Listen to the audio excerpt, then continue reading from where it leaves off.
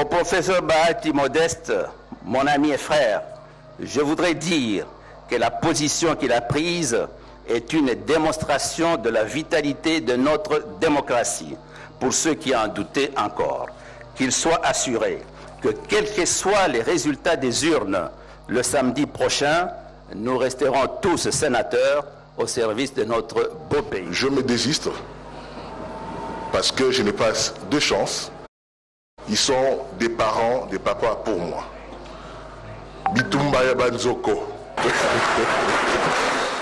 8 prétendants au poste de président, premier et deuxième vice-président, ont tenté de les convaincre.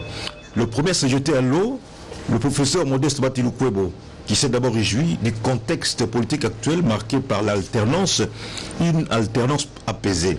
Il a à ce sujet rendu hommage au président de la République Félix Tshisekedi et à son prédécesseur Joseph Kabila, qui l'ont permise. Le candidat Bati a ensuite souligné la volonté de changement exprimée par le peuple lors de sa plateforme l'a désigné candidat au perchoir du Sénat, a-t-il dit. Cette élection a lieu dans un contexte particulier de notre pays qui vient de connaître pour sa toute première fois son alternance un président de la République sortant et un autre entrant. Vous êtes conscient de ce désir du changement véritable exprimé clairement par notre peuple en décembre 2018. C'est cette détermination de contribuer au véritable changement dans le pays qui a amené la conférence des présidents des partis et personnalités politiques, y compris les cadres de l'Alliance des forces démocratiques du Congo et alliés AFDCA, à jeter l'heure dévolue à l'unanimité sur ma modèle en vue de la transformation sociale de notre pays. Quant à Alexis Tambomwamba, il a dévoilé son programme avec comme priorité la modernisation du Sénat pour en faire une institution de référence en tant que chambre de la sagesse et de la mesure.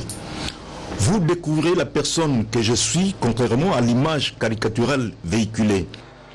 S'agissant de la place du Sénat au sein des institutions de la République, ma vision sur la Chambre haute allie à la fois l'impérieuse nécessité de conforter son positionnement et son rôle au sein des institutions de la République en mettant en avant-plan ses fonctions de légiférer et de contrôler l'action gouvernementale en étroite collaboration avec l'Assemblée nationale. Au professeur Bahati Modeste, mon ami et frère, je voudrais dire que la position qu'il a prise est une démonstration de la vitalité de notre démocratie. Pour ceux qui en doutaient encore, qu'il soit assuré que quels que soient les résultats des urnes le samedi prochain, nous resterons tous sénateurs au service de notre beau pays. Je voudrais vous signaler que nous aurons à vivre ensemble durant 4 ans, 5 mois et 1 semaine. Cette période nous permettra de mieux nous connaître et vous découvrirez la vraie image de la personne que je suis et pas les clichés qui ont été véhiculés ces dernières semaines. Je ne suis certes pas un saint, je dois avoir certainement à quelques occasions heurté l'une ou l'autre sensibilité de nos concitoyens, qu'ils acceptent.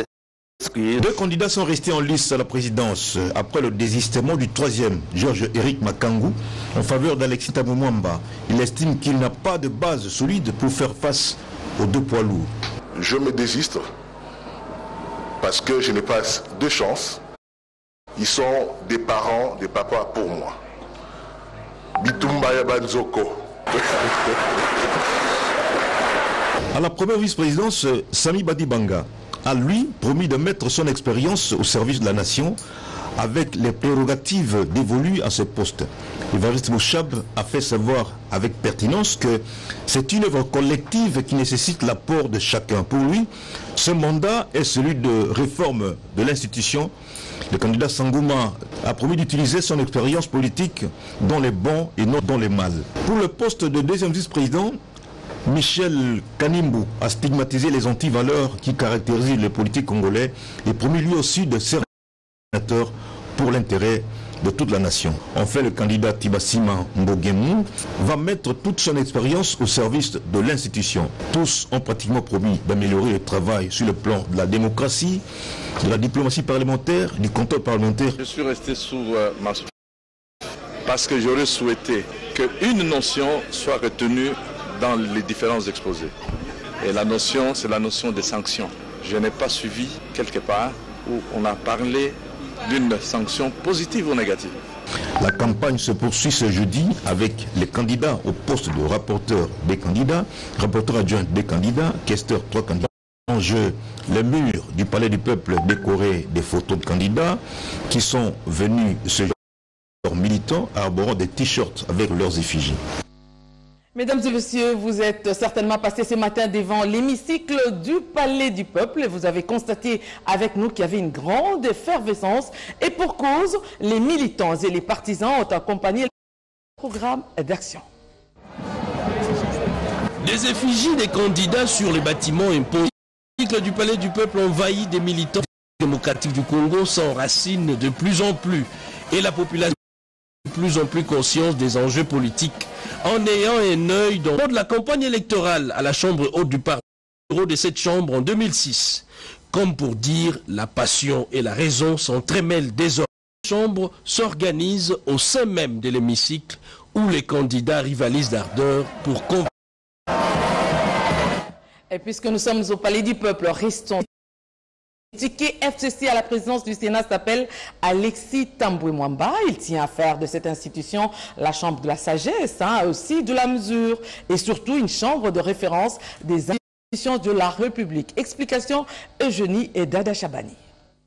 C'est cette ambiance de carnaval qui traduit le soutien des militants du Front commun pour le Congo au ticket FCC, le choix de leur autorité morale, Joseph Kabila Kabange, piloté par Alexis Tambwe Mwamba, le candidat président au bureau du Sénat, a saisi l'opportunité de la campagne électorale pour présenter son programme d'action et solliciter les voix des sénateurs pour cette course au perchoir de la Chambre haute du Parlement. Son programme est axé sur 3 axes, à savoir la place du Sénat au sein des institutions de la République, son mode d'organisation et son fonctionnement, ainsi que les perspectives d'avenir. Pour ce qui est de la place du Sénat, il tient à maintenir la fonction régalienne du Sénat, à savoir légiférer et contrôler l'action du gouvernement et bâtir un état de droit. Question de jeter les bases d'un ordre social où règne la paix, la justice et le respect des valeurs humaines et républicaine. En ce qui concerne le mode d'organisation et de fonctionnement, il compte s'assurer de la mise en œuvre de la caisse des péréquations pour assurer le développement des provinces et aussi de veiller à la modernisation de l'administration et améliorer la situation du personnel du Sénat. Pour les perspectives d'avenir, la vision de faire de cette Chambre haute du Parlement une institution de référence et veiller à ce que le gouvernement mobilise les ressources pour lutter contre la pauvreté au pays. Il a saisi également l'occasion pour demander pardon à toutes les personnes qu'il a lésées et de prodiguer un conseil à son challenger. Au professeur Bahati Modeste, mon ami et frère, je voudrais dire que la position qu'il a prise est une démonstration de la vitalité de notre démocratie. Pour ceux qui en doutaient encore, qu'il soit assuré que quels que soient les résultats des urnes le samedi prochain, nous resterons tous sénateurs au service de notre beau pays. Compte tenu de l'importance de notre mandat, nous ne doutons pas que vous apprécierez et saisirez la portée de notre programme que nous vous proposons d'adopter tous.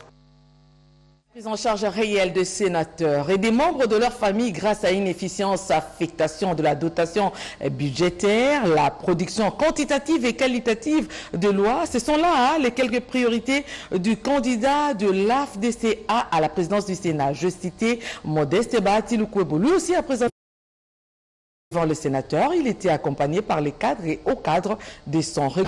Le Palais du Peuple, siège de la démocratie, est pris d'assaut par les militants, cadres et hauts.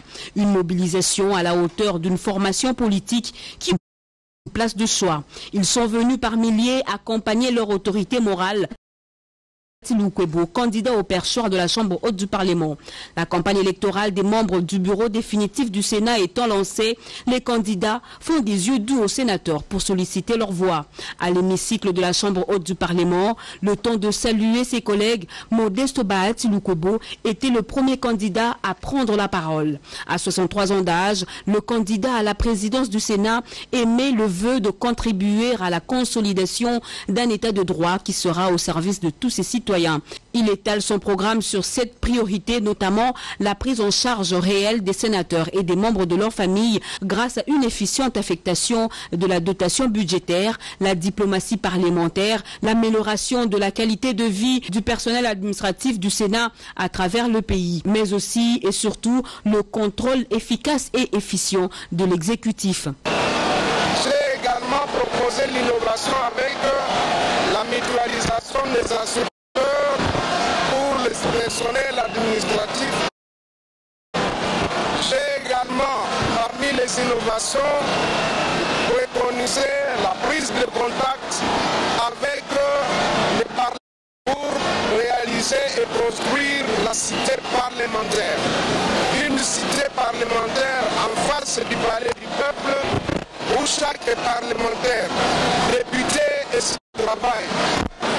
Nous avons insisté sur le rôle de la sagesse et la cohésion au niveau du Sénat en tant que chambre haute qui doit prouver que réellement elle est au milieu du village, elle est pour la paix, elle est pour l'entente et la concorde nationale. Modeste Bahati Lukwebo est donc déterminé à apporter des réformes. Et pour accomplir cette noble mission du peuple, il sollicite un vote